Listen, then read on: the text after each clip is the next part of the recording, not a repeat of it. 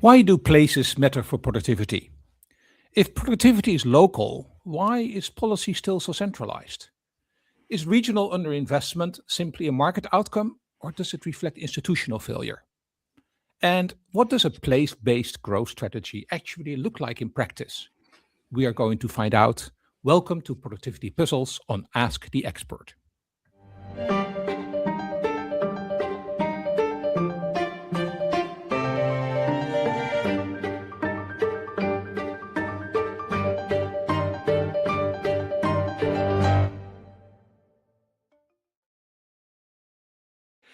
Hello and welcome to Productivity Puzzles. My name is Bart van Ark and I'm a professor of productivity studies at the University of Manchester, and I'm the director of the Productivity Institute, which is a UK-wide research body focused on all things productivity in the UK and beyond.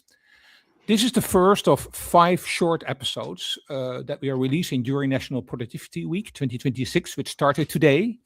And each of them is a conversation with an expert who is exploring how productivity can shape better outcomes for firms, people, and places. The format is very simple. We have 15 minutes of discussion with my guest, and then followed by 15 minutes of your questions. So think about your questions and put them in. If you're watching live, then drop your questions wherever you don't normally do that, in your comments or in your Q&A. And for everything else happening during this week, visit productivityweek.co.uk or our home base at productivity.ac.uk. Now, given the Productivity Institute's work over the years, it's especially fitting to start this series this week with the role of place. As I often say, productivity happens on the ground. When you visit productive places, you can see it. Well-functioning infrastructure, strong facilities, and access to high-quality public services. These are underpinned by thriving businesses and people and good quality jobs, and they are enjoying higher living standards. So why is it still so difficult to narrow productivity gaps between regions and places, both in the UK and elsewhere? And have these gaps worsened in recent years? And what realistically can be done about it? Now, there's no better person to discuss these questions with than my colleague, Philip McCann. Philip is the Sir Terry Leahy Chair in Urban and Regional Economics here at Alliance Manchester Business School. And Philip has an outstanding research record on regional economic development and has been a central figure in the Productivity Institute's work in recent years. Philip, welcome. There you are on this early Monday morning. Morning, Bart. Well, it's early, but it's nice and sunny and bright, so lifts the spirits. Exactly, it's nice and sunny, and it's in Manchester, and that makes it special, extra special that it is nice and sunny. So let's keep it like that for the whole week. Philip, I thought, having done this introduction, I thought we might start our conversation with a very simple question. And that is, how bad are regional differences in productivity actually? Isn't that something of all times and all places? And you've been arguing a lot that this is especially a big problem in the UK and that it actually has become worse. So what's going on here? Yes, I have been arguing for well over 10 years. I first wrote a book on this in 2016. It was a very long book, 570 pages with about 2,000 references. And it was very, very data intensive. And it took me many years to write that book, to put it together. And that's when I became aware of the scale of the differences relative to other places. A lot of this wasn't really possible to calibrate until the OECD produced the standardized global data sets on place. And my work then fed into the Productivity Institute, and we've looked at many, many different aspects of this. The answer is that the productivity differences, labor productivity and GDP per capita in general in UK regions are amongst the largest. The differences are amongst the largest in the industrialized world. On some indicators, they're the largest. On lots of other indicators, they're amongst the largest. They're in the top half dozen and often less than, top 2 or 3. So what's important to do, instead of just picking an indicator and saying, look, it's the highest or it's the 5th highest or whatever, is to look across the piece. So the work that I've done in conjunction with the Productivity Institute, in conjunction with the previous Productivity Insights Network, with the UK 2070 Commission, also sponsored in part by Manchester, is looking across the piece at many, many different indicators. And this work I've done is also involving teams of people, many of whom are here at TPI, And what we see is when you're looking at 35 different types of indicators, and then you're ranking across all those different indicators, capturing different spatial definitions, different types of measures of productivity, what you see across the board is the UK is right up there. It's the top or the second, most highly unequal country in the industrialized world. It's right at the top. And actually, interestingly, there was a paper this morning in the Financial Times by Helen Miller, the new director of the Institute of Fiscal Studies, making exactly the same point. When I first started outlining these arguments and the evidence, there was a lot of pushback in many quarters from people, both academics and people in institutional arenas, saying, no, it's not true, we're just typical, it's a measurement problem, it's because you're just using certain indicators. Actually, I'm happy to go public in any forum to defend those arguments. It's basically not correct. The strange thing about it, Bart, just a final point, is that it's over such small distances. People forget the UK is smaller than Wyoming state, and England is smaller than Louisiana or Iowa, and so you get these enormous differences in very, very small areas. Yeah, that's really interesting. And you argue, building on that point, that regional inequality isn't just a temporary issue. It's not a market failure that will fix itself. Correct. You see it much more as a structural issue, right? Now, what does that really mean in practice when regional inequality is a structural issue? Absolutely. I see this not as a market failure, but we would talk about structural or more fundamentally a system failure. What do we mean by system failures? They can't be solved by a standard economics textbook kind of externalities market failure type of response. The problem is too big. It's too interconnected with lots of things. And of course, at TPI, that's what we've been trying to make progress on, trying to understand the system-wide challenges that need to be addressed. What it implies is you have to think about lots of things at the same time. You have to solve lots of little puzzles that linking together can start to provide a solution. So it's opening up the framing of this, opening up the discussions, the narratives to say, it's not simply something that you can simply compensate by building a motorway or giving some additional welfare payments or some sort of funding for, multi-dimensional poverty, for example. It's not that. It's a whole series of things. And the most challenging thing of all is that it raises fundamental questions about the whole governance of our state. And one of the things I've argued for a long time, really it was my work that first tabled this properly, is that our governance system itself has been a big part of the problem. In itself, to some extent, we've caused the problem ourselves, and it's not entirely that, but it's a big part of the problem, and that's a real challenge institutionally and politically. Yeah, you've been doing a lot of work recently to actually see that reflected in the data, right? You did a lot of work on risk premiums regarding to capital investments taking place in different parts of the country. So say a few things about that, because I think it's just underpinning your argument that this is the way that investors are actually reacting to these structural differences in regional inequality.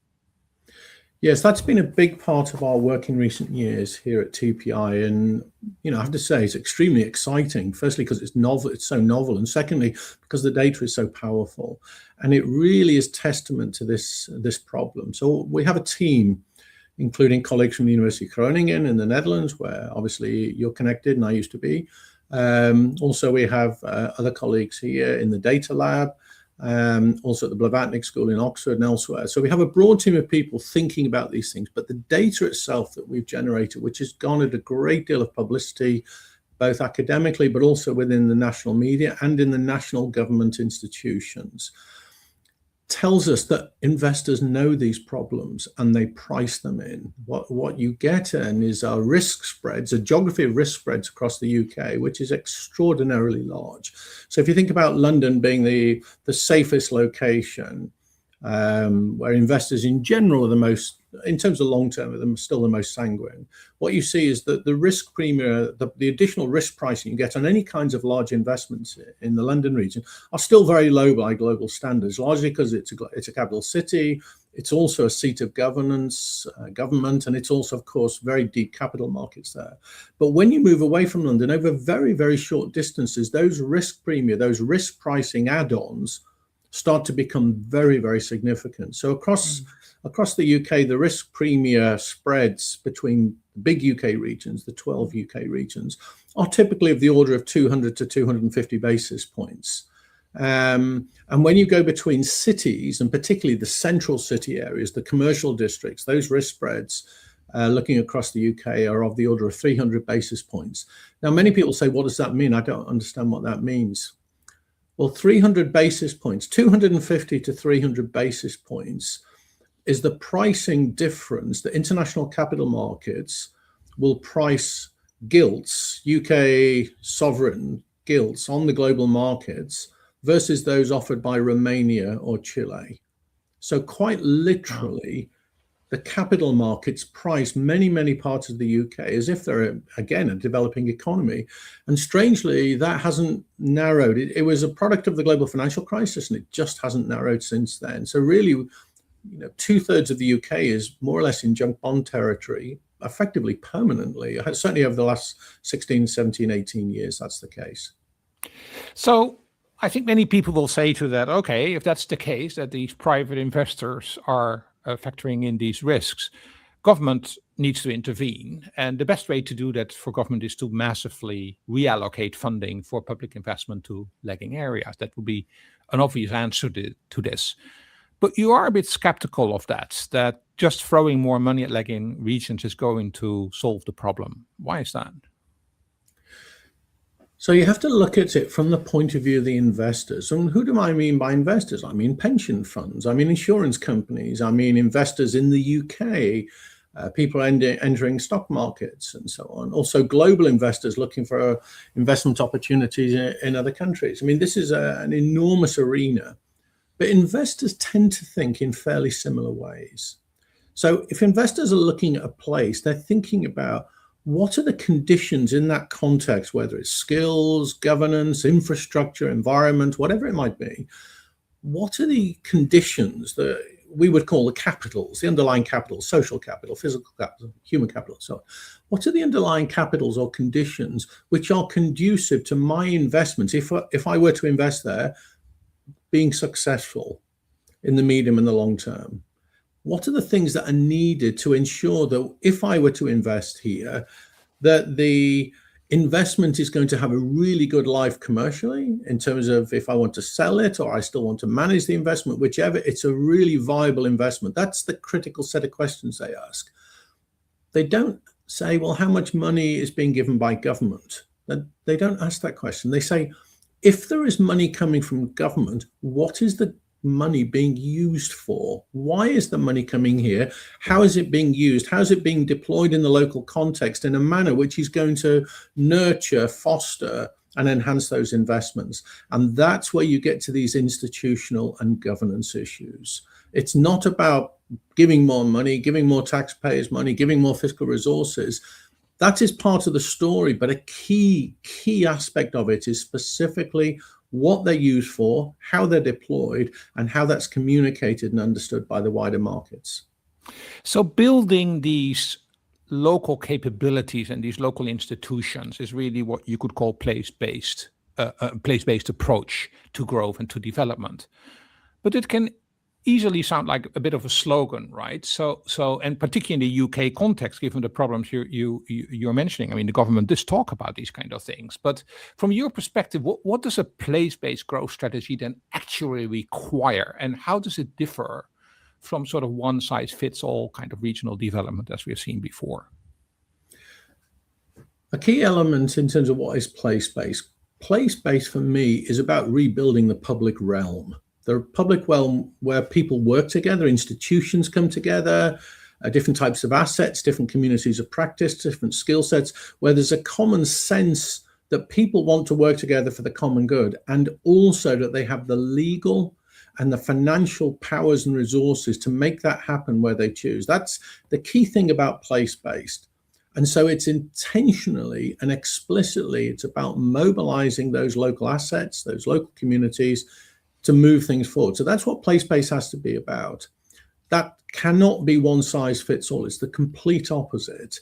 It's really about tailoring and articulating what's specific. Why is that important? Because that's precisely what investors need to know. When investors are confident about places, it's because they know the people they're dealing with, the interlocutors, whether it's trade unions, local government representatives, the local mayors, whoever it is, civil society, all different, entrepreneurs, employers associations, whoever these local groups are, that the investors come in and know that those people know what they're doing. They know that they have the powers and the resources to make it happen. They come to agreements and they all move forward together.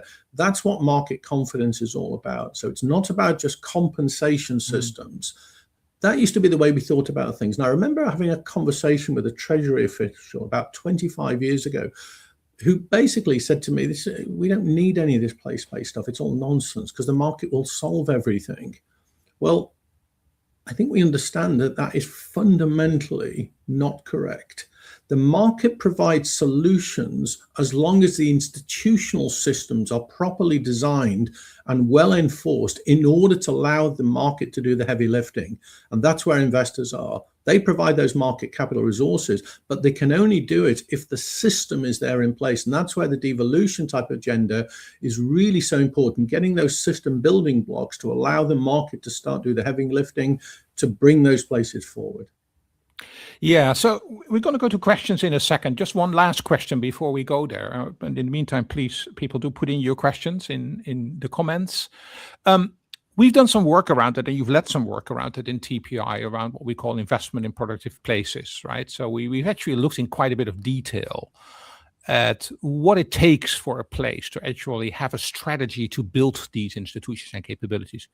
Can you give one or two examples of what works here? Well, what works obviously is a huge question. So I tend to try and break it down to what works in particular contexts, what's worked in a context, and to try and understand why. So one example, we have, as part of our work here at TPI, we have a big program on knowledge and diffusion. One of the key things that comes out of that is building those knowledge assets, the kind of institutional relationships between research centers, between science parks, business associations, whatever it might be. You need to be able to anchor knowledge in a locality and build on it in a way which is appropriate for your sectors, for your skill sets, for your firm compositions, and so on. So a key thing here is building those kind of assets to anchor what's happening. And I think that's something you see in many types of successful places. They've built those combinations of institutions and assets working together, and that really does seem to work. And one of the other things that comes out of the research program on knowledge and diffusion is also is finding ways to situate those knowledge assets in a wider national and international network. So it's not just thinking local all the time. No, it's thinking, how does the local link to the national and the international? Positioning and connectedness of knowledge flows, knowledge assets is extremely important. And again, when investors come in, they can see this stuff. That just builds confidence, it builds trust, and in financial terms, it reduces the price of investment. The other thing I think which is important is having a holistic approach. And I think, again, places that have done very well look across the piece. They think about skills, they think about infrastructure, they think about institutions, they think about building social and civic capital. They don't take a narrow approach where, okay, there's a kind of a magic bullet here. As we solve this problem, it will solve everything. No. It's try and put together a strategy which links all these elements. And again, from the investment side, investors see that. They think there's a proper strategy here, and that's what they're looking for.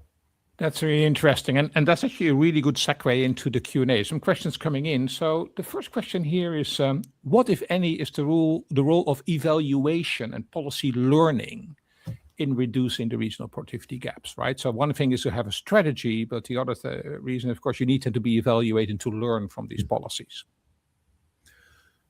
I tend to think about it a little bit the other way around. And that's not something I've always thought.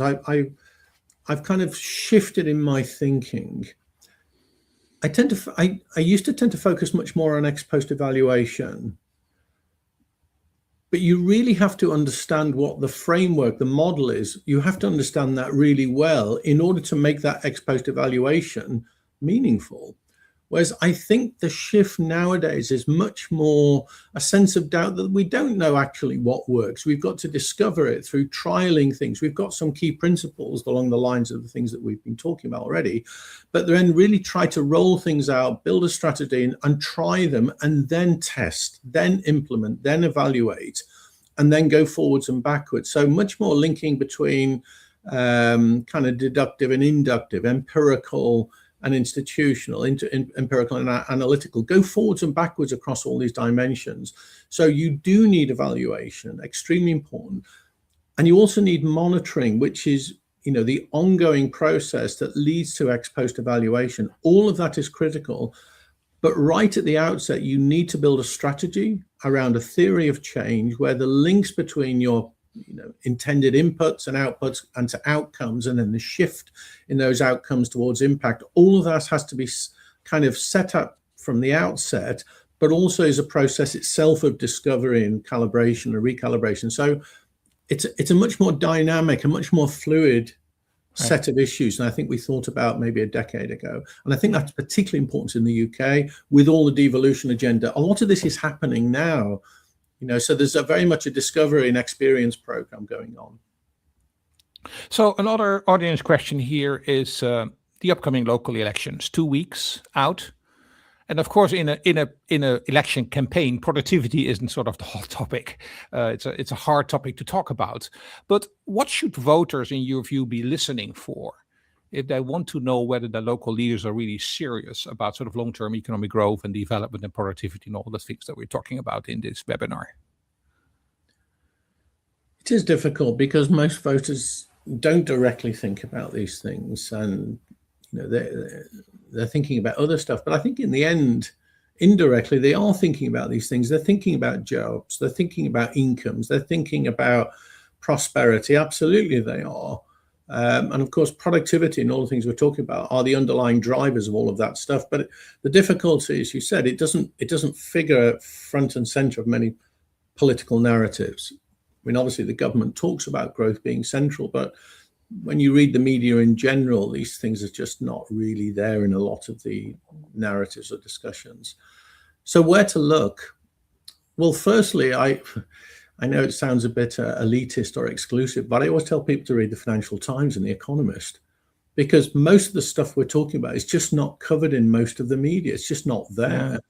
I always say it's really hard, but you've got to start reading places like the FT and The Economist, and a small number of commentators in some of the key outlets, I would think in, places like the Times or the Guardian, but only a small number of commentators, and some of the analysts, Channel 4 News, BBC, ITV, because there are a small number of analysts who think about these things very seriously and try to articulate them.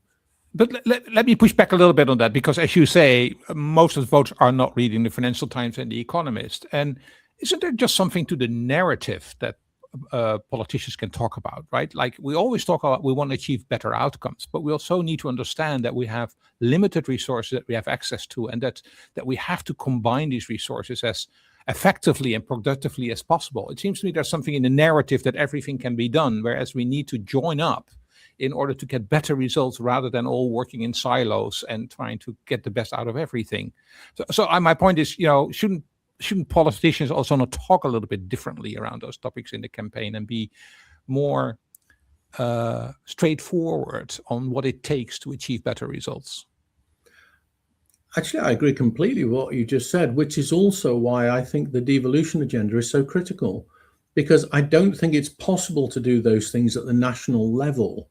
I think that's a huge failure of the UK state over the last 40 years of centralisation, is that it's become really clear that we're not able to do those things nationally. The reason is that the state is too big in terms of population size to have the granularity and the flexibility to do these things properly along the lines that you've just said. I mean, that's where the centralisation problem comes from. The key thing, therefore, is about the devolution agenda. But of course, the irony is that on the one hand, Westminster doesn't want to talk too much about the devolution agenda, because it also takes away from its own primacy and role. So there's a kind of a tension there with Westminster and Whitehall. That's always been there. And at the same time, when it comes to local issues, what voters tend to prefer is hyper-local, very, very local.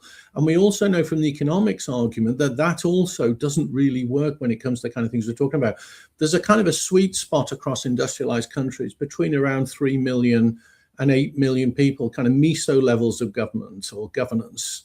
The difficulty is there's very little in our political makeup outside of the devolved administrations and, more recently, the largest devolved city regions, Manchester, West Midlands. Yeah. But there's very little in our political composition which is anywhere close to that sweet spot, which is close enough to the citizens and the businesses and the entrepreneurs to actually get traction. And at the same time, it's big enough to have an impact which investors believe in, which is also where I think the kind of, let's call it, the kind of linking the cities up in the north and in the Midlands, this agenda that we've also been is so important because you also need to get scale. But neither of the political arguments at the local or at the national level sit comfortably with where the economic arguments are.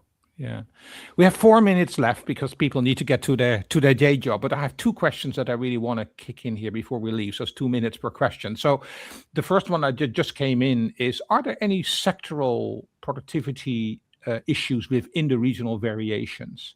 And if so, which one works best? And maybe we can link that a little bit to the question around, does the modern industrial strategy that the government is actually having at the moment fit with what local communities, what local government, what mayor or combined authorities can do to drive growth? So what's the role of sectors and industry policy here?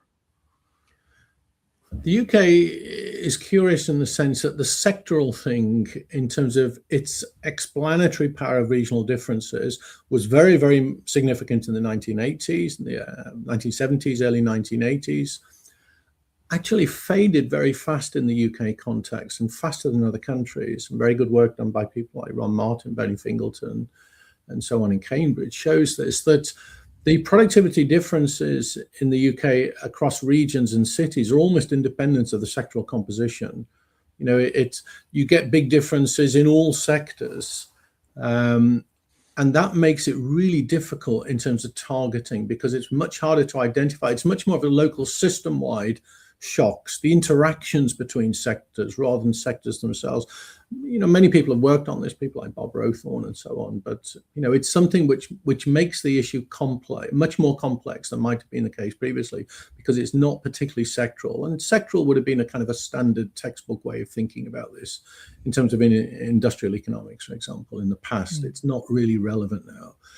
On the other hand, the importance of the industrial strategy, you have these key sectors which is focusing on, but also a key underlying narrative across the industrial strategy is about the linking of knowledge assets, the linking of different skills, the linking of places.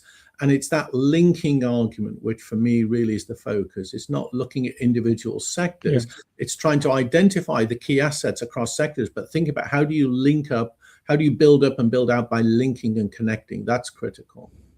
Okay, well, the last question. There are many more questions, but we only have time for one more, and it goes back to this knowledge diffusion point that you were making earlier. And somebody's asking here, why has diffusion broken down in the UK? Why is this? Because other countries, like Thailand, for example, are so primarily city economies, and we're able to actually do this kind of thing. So what is the core reason why diffusion has broken down? And this is the last question. I think the question is always, what is the priority now for government to get that knowledge diffusion process going again? I think we had an over-reliance institutionally and intellectually on the market solving the diffusion process. If you go back 25 years, the assumption was as long as you deregulate and you have well-designed regulatory and competition structures, it will all come out in the wash. Knowledge will diffuse, it will disseminate, will embed and be absorbed everywhere, and everything will be more or less the same. That's no longer understood to be even remotely true. And what we see is that in many ways, our institutional system has actually contributed to the widening. There's some very nice work published also by our institute recently by Peiyu Yuan, working with Raquel Ortega-Archiles, and they've just published a paper, enormous detailed data of tens of thousands of publicly funded are research and innovation investments. And what you see is it tends to accentuate these divides. And I think it's really this kind of governance system failure that as we were centralizing the state, in a sense, it pulled so many of the capitals into one part of the country, quite literally, and it worked against the diffusion process. So again, going back to this kind of key thing of how to build and then anchor more and more knowledge assets in different places by combining, linking, and connecting knowledge-based centers, assets, but also not only locally, but within the wider scheme of things. Yeah, and that really aligns with the big theme of this week. We're going to have a research event later today, which is all about aligning policy at regional and national level. So a lot more to do. And Philip, we could talk for another hour or two, and we'll do that at some point, but we have to leave it here today. Thanks a lot for joining us. You can access some of Philip's work in the show notes to this podcast, including a brief report summarizing the work at the Productivity Institute that he has led over the past couple of years, some of his books, and also a link to some recent podcasts that Philip has participated in. Now, this webinar, Ask the Expert, will also be posted as a podcast later today. So if you want your colleagues to listen to it, or listen one more time yourself, of course, then please let them know.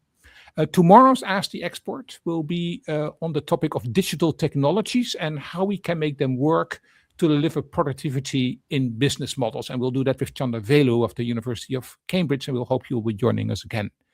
And as mentioned, for all other information on National Productivity Week, go to our website, productivityweek.co.uk. Meanwhile, you can sign up for the entire Productivity Puzzle series for your favorite platform to make sure you also don't miss out future episodes. Productivity Puzzles was brought to you by the Productivity Institute, and that was me again, Bart van Ark at the Productivity Institute. Thanks for listening and have a productive day.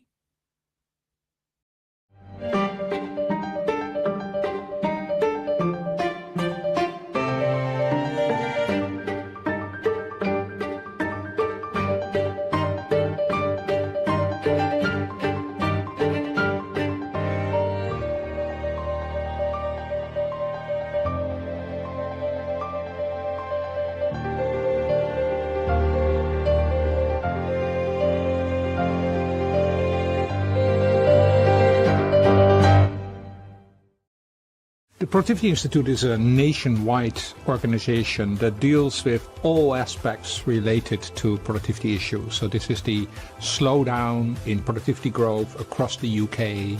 It is about the performance of businesses in order to try and increase their productivity in a very challenging environment. But it's also very much about how businesses perform in a place context, like, the town or the city or the region they're operating in.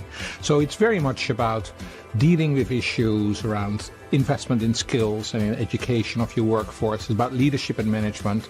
It's very important about digital and innovation and all aspects that are driving the productivity performance of a business.